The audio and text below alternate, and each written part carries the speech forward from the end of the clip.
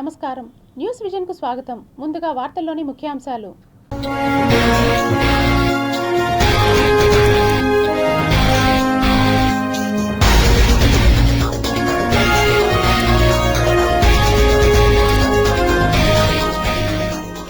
INS అరిదమన్తో శత్రువులకు గుడ్డెదడ.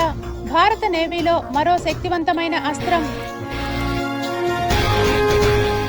సిరి సంపదల దేవుడి చిరు సంపద. ఈస్ట్ ఇండియా కంపెనీ పాలనలోనే 1821 నుండి కాసుల గలగల.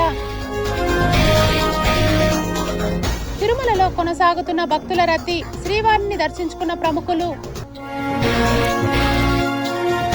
పుత్తూరు, అత్తిపట్టు, నగరి, దిండివనం ప్రాజెక్టుల పనులకు 1095 కోట్ల రూపాయలు కేటాయింపు. 2 రైల్వే లైన్లకు నిధులు మంజూరు. తిరుమలలో నకిలీ ఆధార్ కలకలం. నూతన సాంకేతికతను ప్రవేశపెట్టిన టీటీడీ.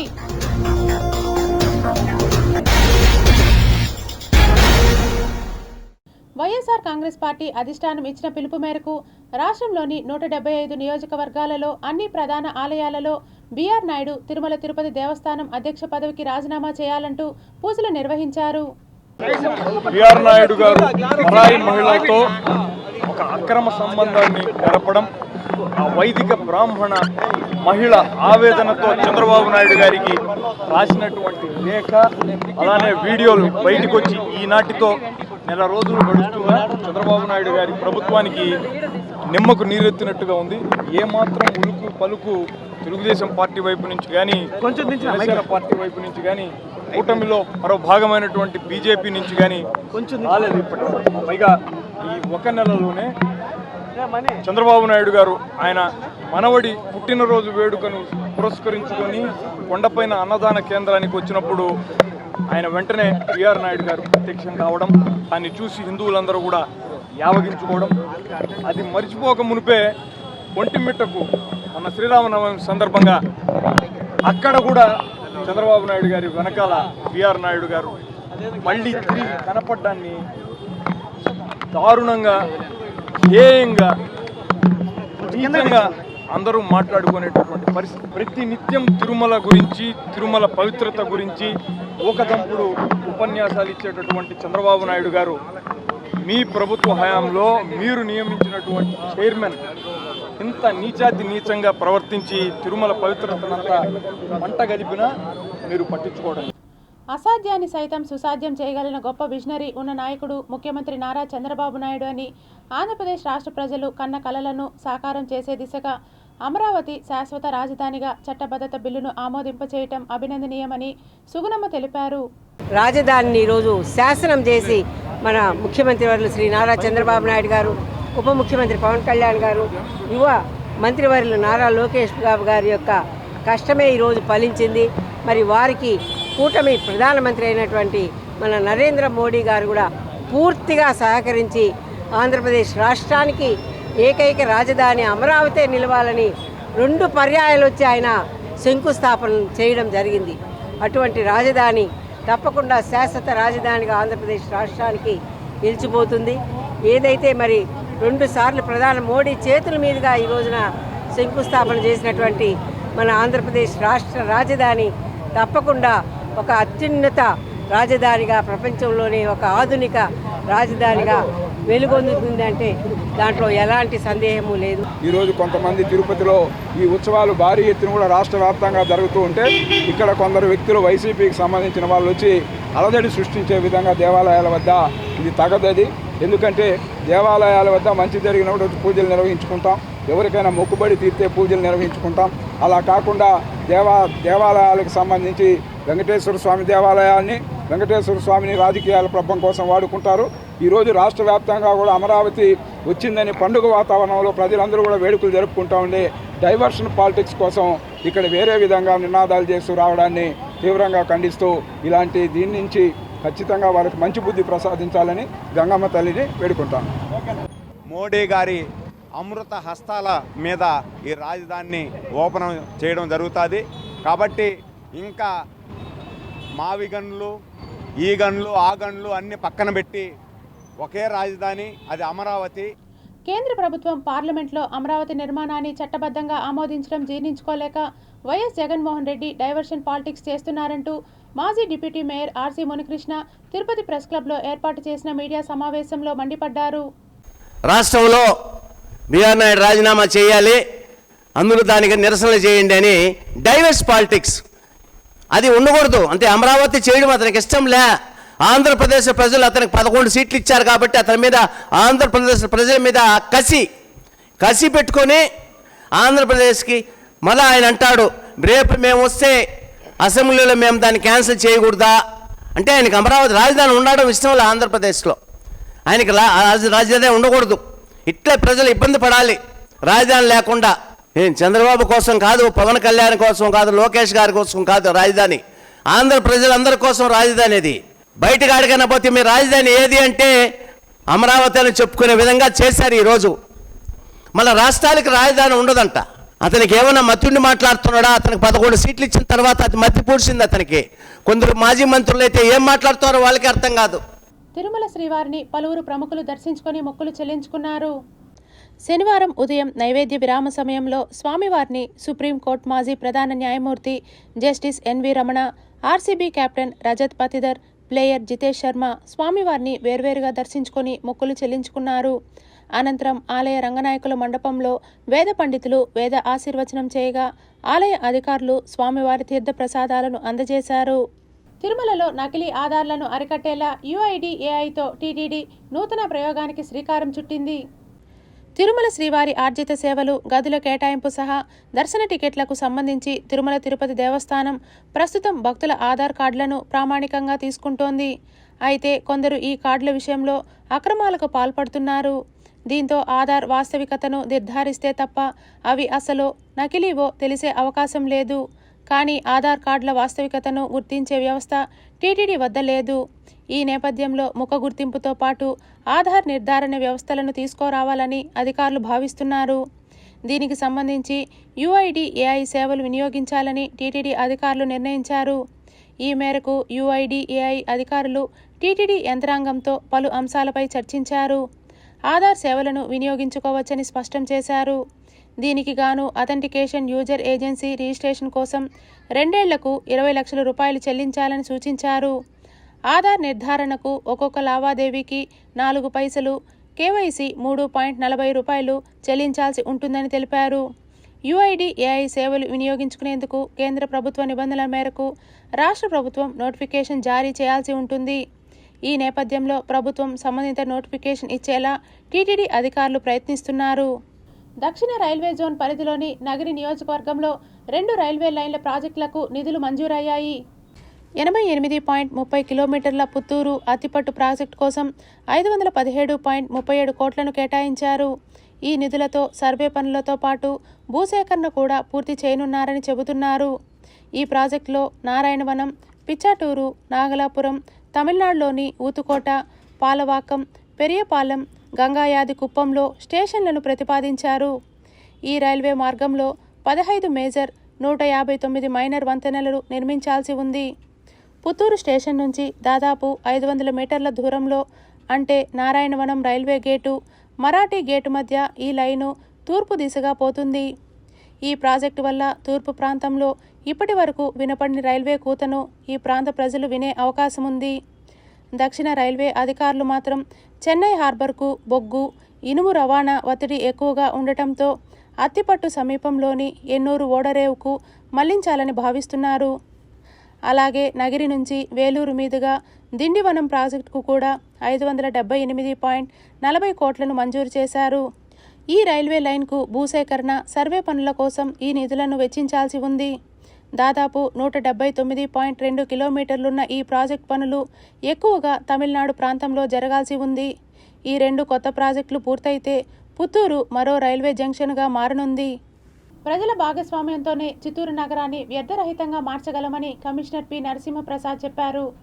స్వచ్ఛ సర్వేక్షణ్ 2026లో భాగంగా శనివారం గాంధీ విగ్రహ కూడలి వద్ద జీరో వేస్ట్, తడి, పొడి వ్యర్థాల నిర్వహణ అంశాలపై ప్రత్యేక అవగాహన కార్యక్రమం, మానవహారం, ప్రతిజ్ఞ, సంతకాలు కార్యక్రమాలను నిర్వహించారు.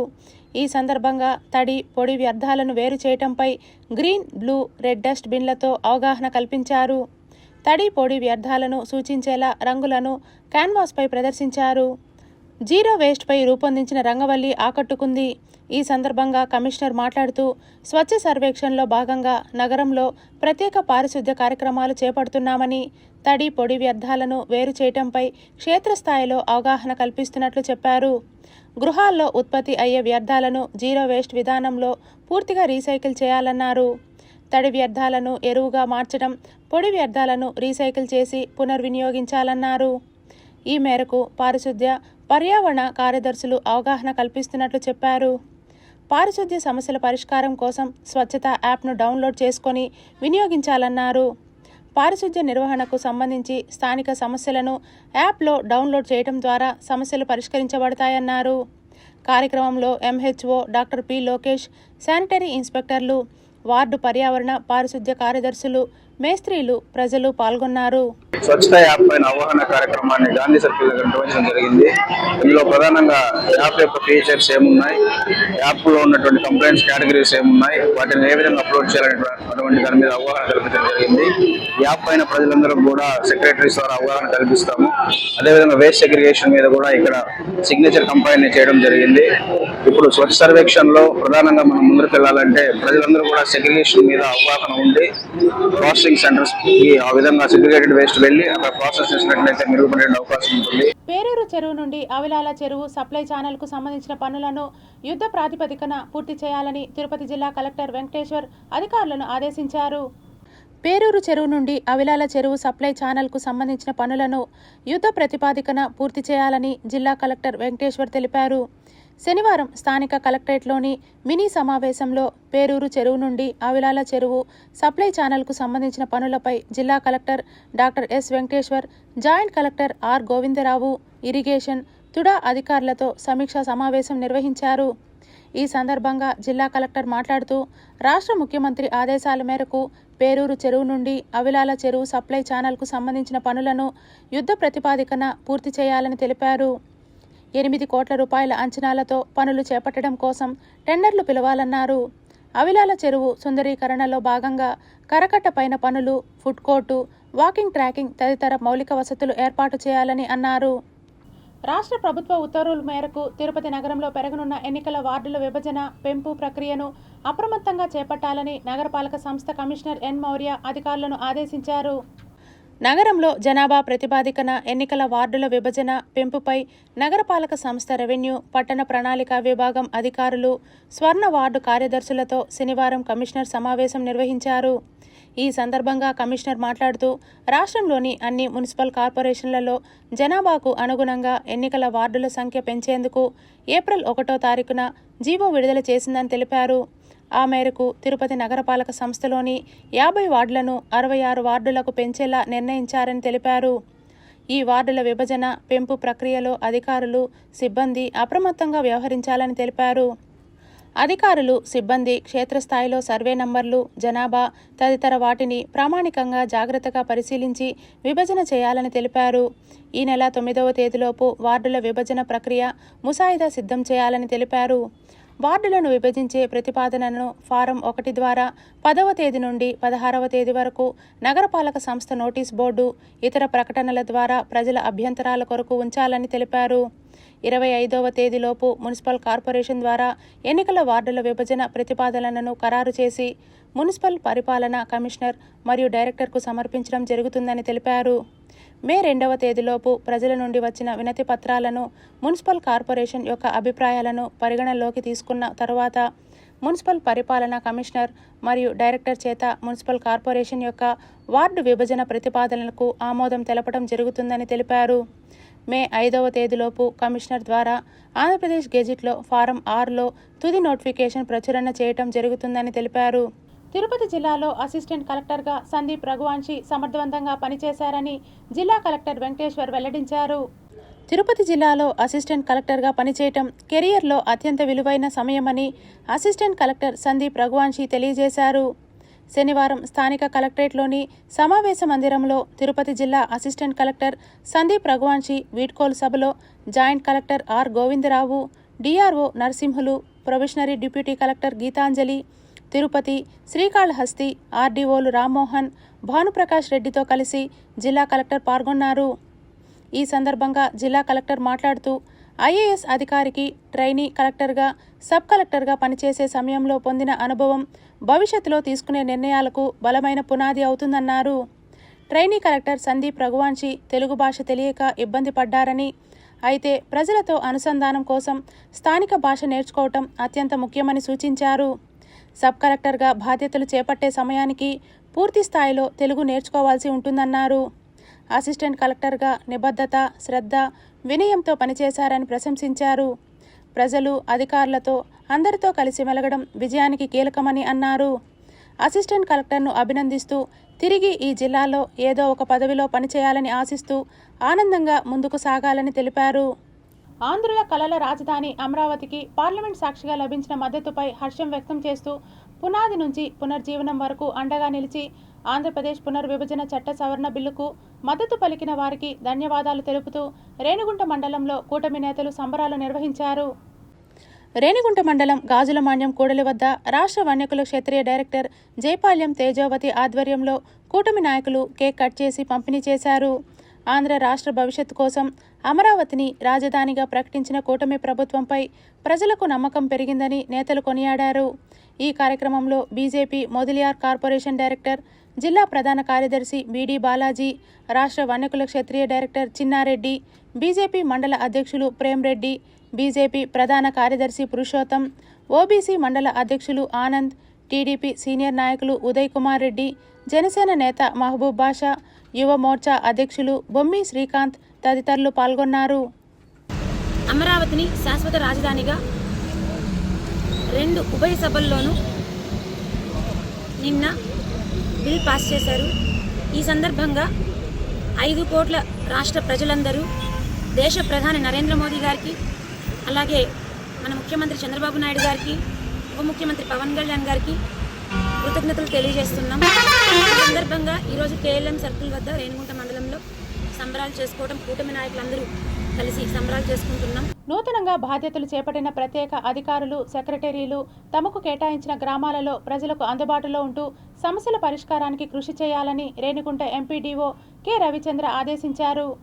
రేణిగుంట ఎంపీడీఓ కార్యాలయంలో ఎంపీడీఓ రవిచంద్ర అధ్యక్షతన మండలంలోని వివిధ పంచాయతీల కార్యదర్శులతో, ప్రత్యేక అధికారులతో శనివారం సమీక్ష నిర్వహించారు.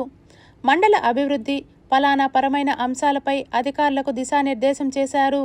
గ్రామాల్లో పారిశుద్ధ్యం, నీటి సరఫరా, పెండింగ్లో ఉన్న అభివృద్ధి పనుల గురించి ఎంపీడీఓ సుదీర్ఘంగా చర్చించారు. ఈ సందర్భంగా ఎంపీడీఓ రవిచంద్ర మాట్లాడుతూ క్షేత్రస్థాయిలో పాలనను మరింత పటిష్టం చేయటమే తమ లక్ష్యమని తెలిపారు.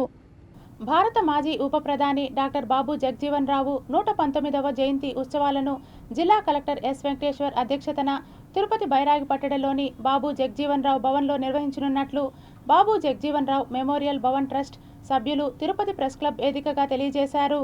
119వ జయంతి కార్యక్రమం తిరుపతిలోని బైరాగపట్టిడి ఆర్చికి ఎదురుగా ఉన్నటువంటి జగ్జీవన్ రామ్ భవన్లో రేపు కలెక్టర్ గారి అధ్యక్షతన ఆధ్వర్యంలో ఘనంగా జరుగుతుంది. ఈ నెలలోనే అందరి ప్రముఖులన్నీ జయంతి కార్యక్రమాలు ఉన్నాయి కాబట్టి రేపు తిరుపతిలో ఉన్నటువంటి ఎస్సీ, ఎస్టీ, బీసీ, మైనారిటీ మరి మేధావులు, సంఘ సంస్కర్తలు అందరూ రేపు ఈ కార్యక్రమానికి పాల్గొని జగ్జీవన్ రామ్ జయంతి కార్యక్రమాన్ని ఘనంగా నిర్వహించాలని అందరినీ ఈ పత్రికా ముఖంగా ఆహ్వానిస్తున్నాము. అలాగే రేపు ఉదయం 9:30 గంటలకి స్టార్ట్ అవుతుంది. స్టార్ట్ అయ్యి కలెక్టర్ గారు ఇచ్చేసి లోకల్ ఎమ్మెల్యే గారు వీళ్ళంతా వస్తున్నారు కాబట్టి ప్రతి ఒక్కరూ రావాలని, ఈ కార్యక్రమాన్ని జయప్రదం చేయాలని మనస్ఫూర్తిగా కోరుకుంటూ నమస్కారాలు తెలియజేస్తున్నాను. చిత్తూరు జిల్లా పరిషత్ సర్వసభ్య సమావేశం మీటింగ్ హాల్లో శనివారం చైర్మన్ గోవిందప్ప శ్రీనివాసులు అధ్యక్షతన సమావేశం మొక్కుబడిగా సాగింది. పలువురు జెడ్పీటీసీలు తమ మండల సెగ్మెంట్లలో అధికారుల అభివృద్ధిపై నిర్లక్ష్యంగా వ్యవహరిస్తున్నట్లు ధ్వజమెత్తారు. సత్తివేడు ఎమ్మెల్యే ఆదిమూలం మాట్లాడుతూ తమ నియోజకవర్గంలో అధికారులు ప్రజాప్రతినిధులకు ప్రోటోకాల్ పాటించలేదని ధ్వజమెత్తారు. వేసవి తీవ్రత దృష్ట్యా విద్యుత్ కనెక్షన్ల మంజూరులో విద్యుత్ శాఖ అధికారులు నిర్లక్ష్యం వహిస్తున్నారని పలువురు జడ్పీటీసీలు చైర్మన్ దృష్టికి తీసుకువచ్చి అధికారులను నిలదీశారు. నిబంధన మేరకు విద్యుత్ కనెక్షన్లు మంజూరు చేస్తున్నట్లు ఎస్సీ తెలిపారు. సమావేశానికి హాజరైన డిఆర్ఓ మోహన్ కుమార్ మాట్లాడుతూ జిల్లాలో ప్రతిష్టాత్మకంగా చేపడుతున్న జనాభా గణాంకాలను కరెక్ట్ జాబితా రూపొందించాలన్నారు. ఇందుకోసం స్థానికంగా ప్రజాప్రతినిధులు అక్కడికి వచ్చే అధికారులకు సహకరించాలని పేర్కొన్నారు. ఖచ్చితంగా గణాంకాలు ఉంటే అభివృద్ధి కోసం నిధులు ప్రభుత్వం విడుదల చే అవకాశముందని, ఈ విషయాన్ని ప్రజాప్రతినిధులు దృష్టిలో ఉంచుకోవాలని పేర్కొన్నారు. ఈ కార్యక్రమంలో జడ్పీ సీఈఓ రవికుమార్ నాయుడు, చిత్తూరు, తిరుపతి, అన్నమయ్య జిల్లాలకు సంబంధించి జడ్పీటీసీలు, ఎంపీపీలు, సంబంధిత శాఖల అధికారులు తదితరులు పాల్గొన్నారు. ఈరోజు ఈ సమావేశంలో ఉన్నటువంటి ఎజెండాలో ఉన్నటువంటి 12 అంశాల్లో నేను అన్ని అంశాల్లోనూ నోట్ చేసుకోవడం జరిగింది. ముఖ్యంగా కలెక్టర్ గారికి నివేదించవలసిన అంశాలు ఏవైతే ఉన్నాయో వాటన్నింటినీ కూడా నమోదు చేసుకున్నాను. వాటిని గౌరవ కలెక్టర్ గారి నోటీసులో తీసుకువెళ్ళి ఇంకా ఆ సంబంధిత శాఖ అధికారులతో సాధ్యమైనంత త్వరితగతిన వాటన్నింటినీ పరిష్కారం చేసే ప్రయత్నం చేస్తామని చెప్పి సందర్భంగా తెలియజేస్తూ ఈ సమావేశం ద్వారా మీ అందరికీ ఒక ముఖ్యమైనటువంటి అంశాన్ని కూడా మీ అందరి దృష్టికి జడ్పీ చైర్పర్సన్ గారి అనుమతితో అది సెన్సెస్ గురించి చెప్పదు. సో దీంట్లో మీ అందరికీ తెలుసు రాబోయేటువంటి భారతదేశం సంస్కృతి సాంప్రదాయాలకు పుట్టినిల్లు అని పుంగునూరు మాజీ కమిషనర్ వర్మ పేర్కొన్నారు. తిరుపతి మహతి కళాక్షేత్రంలో 3 రోజుల పాటు నిర్వహిస్తున్న భరతనాట్య ప్రదర్శనలు ప్రజలను, కళాభిమానులను ఆకట్టుకున్నాయి. నగరంలోని కళాప్రియులు పెద్ద సంఖ్యలో కళాక్షేత్రానికి చేరుకొని చిన్నారులు వేసిన నృత్యాలకు పునీతులయ్యారు.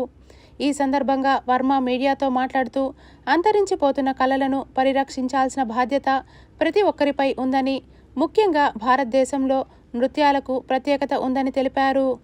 64 కళలలో నాట్యం ప్రసిద్ధిగాంచిందని గుర్తు చేశారు. తల్లిదండ్రులు బాల్యం నుండే సంస్కృతి సాంప్రదాయాలు తెలిసేలా పిల్లలకు నేర్పించడం ద్వారా సమాజానికి దోహదపడతాయని అన్నారు. నాట్యం అంటేనే జ్ఞానాన్ని తెలియజేసే ఒక గొప్ప కళ అని గుర్తు చేశారు. భారతదేశం కళలకు పుట్టినిల్లు. 64 కళల్లో నాట్య కళ ఎంతో ప్రాముఖ్యత చెందింది. మన తిరుపతిలో భారతీయ కళాక్షేత్రం వారు శ్రీనివాసరావు, దాక్షాయణ మేడం గారు అనేక మంది పిల్లల్ని మంచి నృత్య కళాకారులుగా తీర్చిదిద్దుతున్నారు. మహతిలో ఈరోజు, రేపు, ఎల్లుండి 3 రోజుల పాటు కూడా అనేక కార్యక్రమాలు నిర్వహించడం జరుగుతుంది. మా మనవరాళ్ళు కూడా ఇక్కడ 2 మంచి కళాకారులుగా ఉండి ఈరోజే అరంగేట్రం కూడా చేస్తూ ఉన్నారు.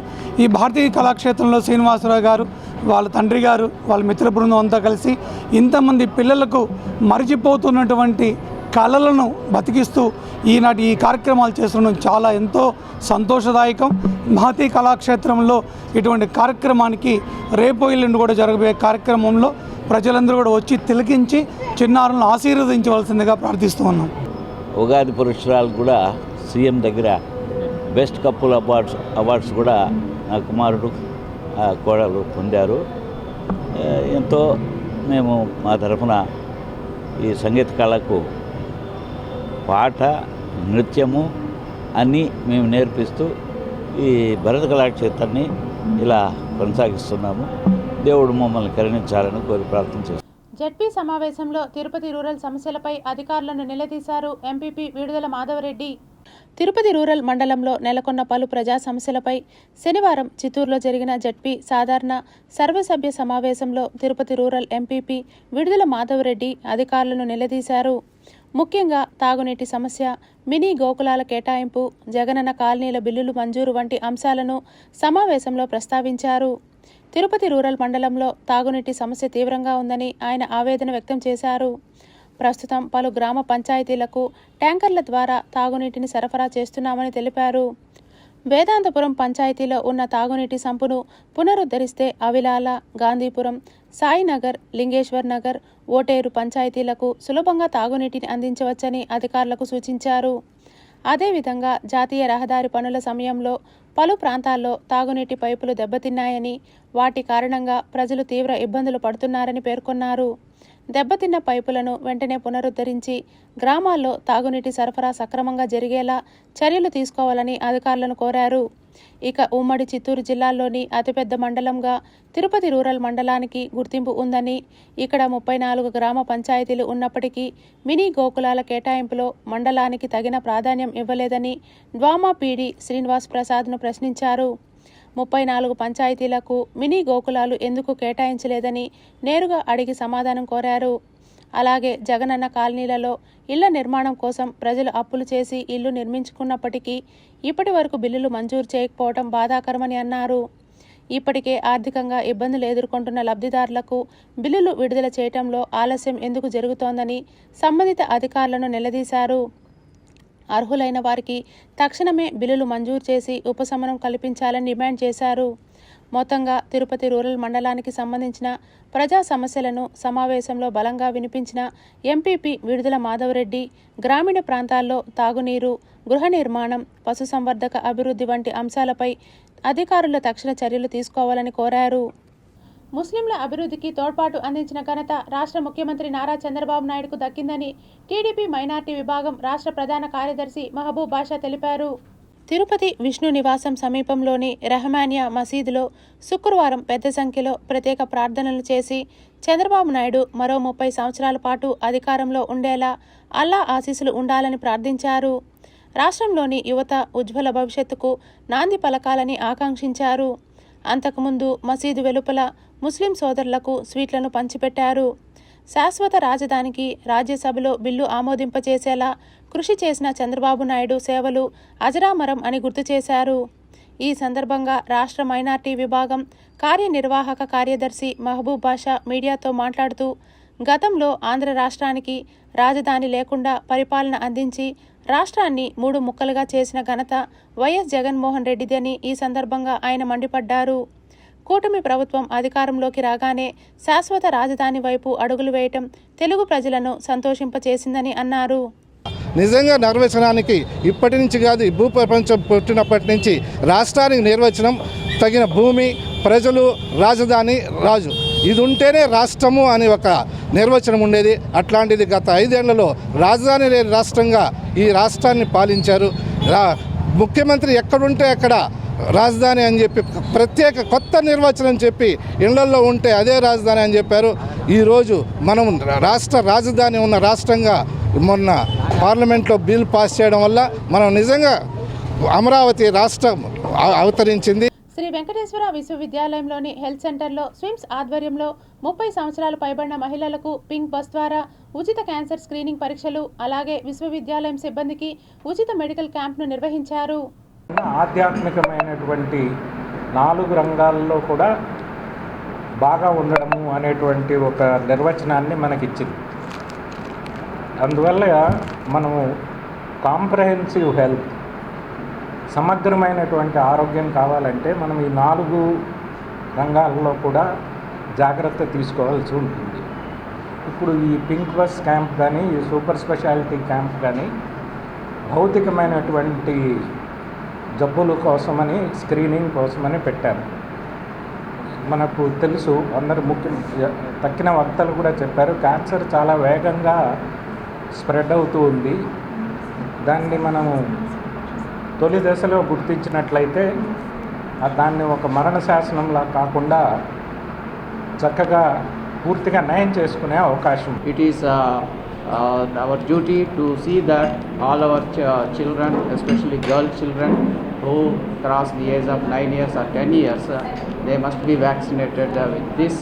And also similarly, there will be several other health issues like the menstrual problems and other gynecological issues.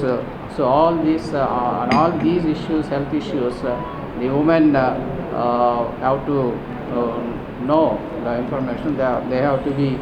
Chandragiri నియోజకవర్గంలో కాంగ్రెస్ పార్టీ బలోపేతానికి ప్రతి ఒక్క కార్యకర్త కృషి చేయాలని రాష్ట్ర అధ్యక్షులు షర్మిలారెడ్డి ఆదేశాల మేరకు నియోజకవర్గంలో కాంగ్రెస్ పార్టీ సభ్యత్వ నమోదు చేపట్టనున్నట్లు చంద్రగిరి నియోజకవర్గ కాంగ్రెస్ పార్టీ నాయకులు తిరుపతి ప్రెస్ క్లబ్ వేదికగా తెలియజేశారు. 6 మండలాలకు సంబంధించి జిల్లా కమిటీలు, మండల కమిటీలు, గ్రామ కమిటీలు, బూత్ కమిటీల్లో భాగంగా కాంగ్రెస్ పార్టీ వినూత్న పద్ధతిలో ఒక అప్లికేషన్ ఇచ్చి ఎవరైతే ఇంట్రెస్ట్ ఉంటారో నియోజకవర్గంలో సీనియర్ కాంగ్రెస్ పార్టీ కార్యకర్తలు, యువకులు కాంగ్రెస్ పార్టీ సిద్ధాంతాల పట్ల, కాంగ్రెస్ పార్టీ ఐడియాలజీ పట్ల, సెక్యులర్ విధానాన్ని ఎవరైతే భావజాలాలు ఉంటుందో, సమాజంలో నూతనంగా రాజకీయంగా అవకాశాలు కావాలని చెప్పి ఎవరైతే కోరుకుంటారో వాళ్ళందరూ కూడా కాంగ్రెస్ పార్టీ వేదికగా మేము ఈరోజు ఒక అపీల్ చేయడానికి ఈ ప్రెస్ మీట్ కండక్ట్ చేయడం జరుగుతుంది. రేపు రాబోయే రోజుల్లో దేశ భవిష్యత్తు కోసం, పౌరుల కోసము ప్రతి ఒక్క గ్రామాల స్థాయి నుంచి కూడా రాష్ట్ర స్థాయి నుంచి కూడా దేశ స్థాయి వరకు అభివృద్ధి చెందాలంటే మళ్ళీ కాంగ్రెస్ పార్టీ పునర్వైభవం తీసుకురావాల్సిన అవసరం ఎంతైనా ఉంది. ఇది ప్రతి ఒక్కరూ గమనించాలి, ప్రజలు కూడా గమనించాలి. ఈ పరిస్థితుల్లో కాంగ్రెస్ పార్టీ మన రాష్ట్రంలో మళ్ళీ పుంజుకోవాలంటే గ్రామ స్థాయి నుంచి మళ్ళీ ఒక కొత్త నాయకత్వ లక్షణాలు ఉన్నటువంటి మంచి సేవా దృక్పథం ఉన్నటువంటి నాయకుల్ని మేము తయారు చేసే దిశగా మాకు ఏఐసిసి అధిష్టానం నుంచి అయితేనేమి, ఏపీసీసీ అధ్యక్షురాలు షర్మిలారెడ్డి గారి ఆదేశాలు ప్రకారం మేము కొత్త కమిటీ నియామకం కోసము ప్రతి నియోజకవర్గంలోనూ మేము సందర్శిస్తున్నాము. తిరుమల శ్రీవారి ఆలయం నుండి హుండీలు పరకామణికి తరలించడం, అక్కడి నుండి బ్యాంకులు, ఆ తర్వాత నాణ్యాల వినియోగదారులకు జాతీయ బ్యాంక్ శాఖల ద్వారా అందించడంలో ఒక ప్రత్యేక వ్యవస్థ ఏర్పాటు చేశారు. ఆ వివరాలు ఏంటో ఒకసారి చూద్దాం. ఈస్ట్ ఇండియా కంపెనీ పాలనలోనే 1821 జూలై 25వ తేదీ తిరుమల శ్రీవారి ఆలయంలో హుండీ ఏర్పాటు చేశారు. చాలామందికి తెలియని 11 ఆసక్తికర వివరాలు ఉంటే అప్పట్లో ఈస్ట్ ఇండియా కంపెనీ చట్టం బ్రూస్ కోడ్ 12లో ఆ వివరాలు సమగ్రంగా ప్రస్తావించారు. శంకు చక్రాలు, తిరునామాలు ముద్రించిన రాగి గంగాళాన్ని శ్రీవారి హుండీగా ఏర్పాటు చేయించారు. దీనికి కొప్పర అనే పేరు కూడా ఉంది. హుండీలో నగలు, వెండి వస్తువులు, ముడుపులు, నాణ్యాలు, నోట్లు, కర్పూరం, బియ్యం సహా ఎన్నో వస్తువులు పాతకాలంలో యాత్రికులు సమర్పించేవారు. మందంగా ఉండే కాన్వాసు గుడ్డపై శ్రీవారి తిరునామాలు చిత్రించి పై గుడ్డను రోలు మాదిరి తాళ్లతో కట్టి వేలాడదీస్తారు. అడుగు భాగంలో హుండీ ఉంటుంది. 1830లోనే తిరుమల హుండీ ఆదాయంలో పూజలు, అర్చనలు, ఉత్సవాల ఖర్చులు మినహాయిస్తే ఈస్ట్ ఇండియా కంపెనీకి ₹1,00,000 వరకు ఆదాయం ఉన్నట్లు పాత రికార్డుల ద్వారా తెలుస్తోంది. ఈస్ట్ ఇండియా కంపెనీ నుంచి మహంతుల పాలన, టీటీడీ ఏర్పడిన తర్వాత కూడా అదే పద్ధతి అమల్లో ఉంటే లక్కతో హుండీ గుడ్డ, తాళ్లపై టీటీడీ సీళ్లు 7, జియంగార్ మఠం 6 సీళ్లు వేస్తుంది. పరకామణికి చేర్చిన తర్వాత కూడా ఆ సీళ్లు భద్రంగా ఉన్నాయా లేవా అనేది కూడా పరిశీలిస్తారు. హుండీకి సాక్ష్యంగా 2 యాత్రికుల సంతకాలు తీసుకుంటారు. రోజు మధ్యాహ్నం 2వ నైవేద్యం, 12 గంటలకు విరామ సమయం, రాత్రి ఏకాంత సేవ సమయంలో హుండీలు తెరుస్తారు. శ్రీవారికి యాత్రికుల తాకిడి, ఆదాయం వెనుక కూడా చారిత్రక కథనం ఉంది. తిరుమల శ్రీవారి ఆలయంలో హుండీని ఏర్పాటు చేసిన స్థలంలో జగద్గురువు మత్స్యంకర భగవత్పాదుల వారు శ్రీక చక్రాన్ని ప్రతిష్ఠించారనేది కథనం. అందువల్లే అపరిమితమైన సంపద, అసంఖ్యాక యాత్రికులు వస్తున్నారనేది పరంపరగా వినిపిస్తున్న చరిత్ర కథ. తిరుమల శ్రీవారి హుండీకి యాత్రికులు సమర్పించే కానుకలను తొలినాళ్లలో జల్లెడ, మనుషుల కానుకలు వేరు చేసేవారు. ప్రస్తుతం జర్మనీ యంత్రాలతో వేరు చేయటం వరకు మార్పులు జరిగాయి. 1980 వరకు చేతితో లెక్కించేవారు. శ్రీవారి సన్నిధికి వెనుకవైపు మండపంలో పారదర్శకంగా పాటించే విధంగా అద్దాల చాటున హుండీ లెక్కింపు జరిగేది. గంగాళాల్లోని కానుకలు కుమ్మరించి నాణ్యాలు, కరెన్సీ, నోట్లు వేరు చేసేవారు. ఇనుప జల్లెళ్లలో 1 పైసా, 2, 3, 5, 10, 20, 25, 50 పైసలు, రూపాయి నాణ్యాలు వేరు చేయటానికి ఆ నాణ్యం సైజులోని రంధ్రాల నుంచి కింద పడితే వాటిని కిలోల లెక్కన తూకం వేసి మొత్తం మదింపు చేసి గన్నీ గోతాల్లో నింపేవారు. ఇది శ్రమతో కూడుకున్నది కావటం వల్ల మార్పులు చేశారు. 2వ దశలో 1990-2010 మధ్య యాత్రికుల సంఖ్య గణనీయంగా పెరిగింది. కానుకలు లెక్కింపు మరింత వేగవంతం చేయడానికి విద్యుత్ యంత్రాలు అమల్లోకి తెచ్చారు. 3వ దశ 2012-2022 మధ్య శ్రీవారి హుండీ కానుకలు లెక్కించడానికి స్థలాభావం ఏర్పడింది. దీంతో బెంగళూరుకు చెందిన దాత మురళి అందించిన 10 కోట్ల రూపాయల విరాళంతో ఆలయం వెలుపల ప్రత్యేకంగా పరకామణి భవనం ఏర్పాటు చేశారు. ప్రయోగాత్మకంగా కొన్ని సెమీ ఆటోమేటిక్ విదేశీ యంత్రాలు వినియోగంలోకి వచ్చాయి. 2023లో బెంగళూరుకు చెందిన మురళి అనే దాత 10 కోట్ల రూపాయల విరాళంతో అధునాతన పరకామణి భవనం ఏర్పాటు చేశారు. కానుకల లెక్కింపులో హైటెక్ పద్ధతులు అనుసరిస్తున్నారు. తిరుమల పరకామణిలో ప్రస్తుతం జర్మనీ సాంకేతిక పరిజ్ఞానంతో తయారు చేసిన జీసెక్ ప్లస్ డెవిరియంట్ G+D మిషన్లతో కానుకలు లెక్కిస్తున్నారు. యేసుక్రీస్తు ప్రభువుల వారు పాపుల కొరకు మరణించి 3వ దినమున పునరుద్ధానుడయ్యాడు అన్న నిజాన్ని ప్రజలకు తెలిపేందుకు రన్ ఫార్ జీసస్ కార్యక్రమాన్ని నిర్వహించినట్లు క్రైస్తవ సంఘాలు తెలిపాయి. శనివారం చిత్తూరు నగరంలోని షర్మన్ గర్ల్స్ స్కూల్ నుండి కేథలిక్ చర్చ్ వరకు ఈ రన్ ఫార్ జీసస్ కార్యక్రమం జరిగింది. అనంతరం రెవరెండ్ శ్యాముల్ బాబు, రెవరెండ్ దేవదాసులు మాట్లాడుతూ పాపుల కొరకు మరణించినటువంటి యేసు ప్రభువుల మహిమను కొనియాడుతూ చిత్తూరు పట్టణం కొరకు ప్రార్థిస్తూ రన్ ఫార్ జీసస్ కార్యక్రమాన్ని నిర్వహించినట్లు తెలిపారు. యేసు ప్రభు బోధించిన విధంగా ప్రజలు ప్రేమ, క్షమాగుణం, త్యాగంతో మెలగాలని పిలుపునిచ్చారు. ప్రపంచంలో యుద్ధాలు ఆగిపోయి శాంతి సమాధానాలు నెలకొనాలని ఆకాంక్షించారు. ఈ కార్యక్రమంలో retired DSP Amarnath Fredrick, reverend Prem Kumar, reverend Job, Dalvin, Ravikumar, Robert తదితరులు పాల్గొన్నారు. మరి ఈ రోజు కూడా యేసు ప్రభు నమ్ముకున్న మేమందరం కూడా యేసు ప్రభు కోసం ఇలానే ఆశపడుతూ ఆయన చూడాలని, ఆయన దర్శించాలనే ఆశతో ఈ యొక్క కార్యక్రమాన్ని నిర్వహించుకుంటూ అలానే ఎకుమెనికల్ అనగా క్రైస్తవుల లోకమంతా కూడా ఐక్యంగా జీవిస్తుందనే ఒక సాక్ష్యము ఈ పురవాసులకు తెలియజేస్తూ దేవుని మహిమపరచడానికి ఈ యొక్క కార్యక్రమాన్ని నిర్వహిస్తుంది. భారత నౌకాదళంలోకి మరో స్వదేశీ అణ్వాయుధ సామర్థ్యం కలిగిన జలాంతర్గామి వచ్చి చేరింది. సముద్ర జలాల్లో శత్రువుల కన్నుగప్పి నీటి అడుగున మెరుపు దాడులు చేయగల సత్తా కలిగిన 3వ అణు బాలిస్టిక్ క్షిపణి జలాంతర్గామి INS అరిదమన్ను రక్షణ మంత్రి రాజ్నాథ్ సింగ్ నేవీకి అప్పగించారు. విశాఖపట్నంలోని నేవీ షిప్ బిల్డింగ్ సెంటర్లో శుక్రవారం ప్రత్యేకంగా నిర్వహించిన కార్యక్రమంలో రాజ్నాథ్ సింగ్ దీని నౌకాదళానికి అప్పగించారు. నేవీలో ఇప్పటికే సేవలందిస్తున్న INS అరిహంత్, INS అరిఘాత్ సరసన ఇప్పుడు INS అరిదమన్ను కూడా చేరినట్టయింది. అనకాపల్లి జిల్లా రాంబిల్లిలో తూర్పు నౌకాదళం కొత్తగా నిర్మించిన ప్రత్యామ్నాయ స్థావరం నుంచి అరిదమన్ సేవలందిస్తుంది.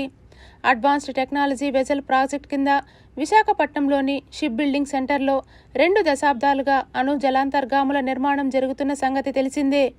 తొలుత రష్యా సహకారంతో INS అరిహంత్ను నిర్మించారు. ఇది 10 ఏళ్ల నుంచి సేవలందిస్తోంది. రెండోదైన INS అరిఘాత్ను 2024 ఆగస్టులో ప్రారంభించారు.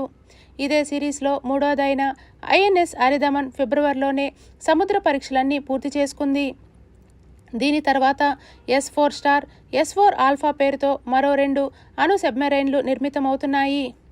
INS అరిదమన్లో ఎక్కువ ఆయుధాలు ఉంచడానికి వీలుగా 130 మీటర్ల పొడవు, 11 మీటర్ల వెడల్పుతో హాల్ నిర్మించారు. ఇది సముద్ర ఉపరితలంపై ఉన్నప్పుడు 6,000 టన్నులు, లోపల ఉన్నప్పుడు 7,000 టన్నులు బరువును తరలించగలదు. సముద్ర ఉపరితలంలో గంటకు 12 నుంచి 15 నాటికల్ మైళ్ల వేగంతో, సముద్ర గర్భంలో గంటకు 24 నాటికల్ మైళ్ల వేగంతో ప్రయాణిస్తుంది. దీనికి 83 మెగావాట్ సామర్థ్యం కలిగి నీటి ఒత్తిడితో పనిచేసే CLWR-B1 రియాక్టర్ను అమర్చారు.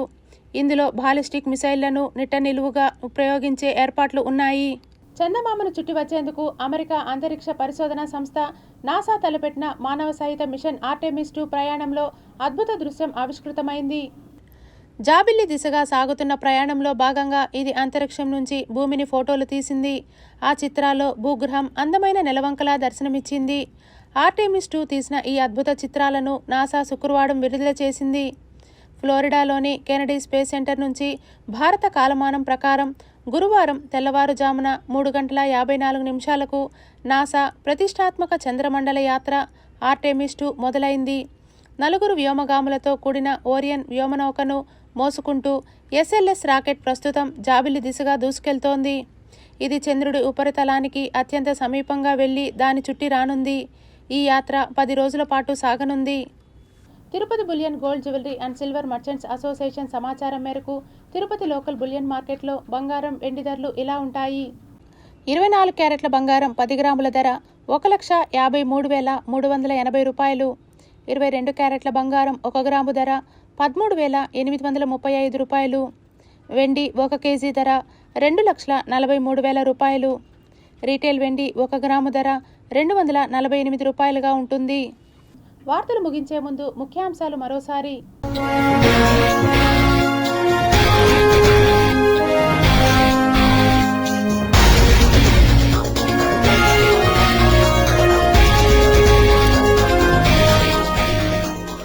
INS పరిధమంతో శత్రువులకు గుడ్డెదడ, భారత నేవీలో మరో శక్తివంతమైన అస్త్రం. సిరి సంపదల దేవుడు చిరు సంపద. ఈస్ట్ ఇండియా కంపెనీ పాలనలోనే 1821 నుండి కాసుల గలగల. తిరుమలలో కొనసాగుతున్న భక్తుల రద్దీ, శ్రీవారిని దర్శించుకున్న ప్రముఖులు.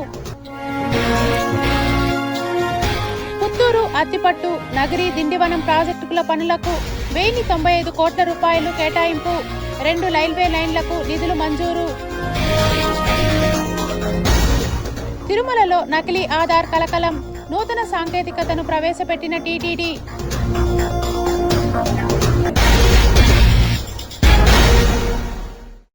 ఈ వార్తలు ఇంతటితో సమాప్తం.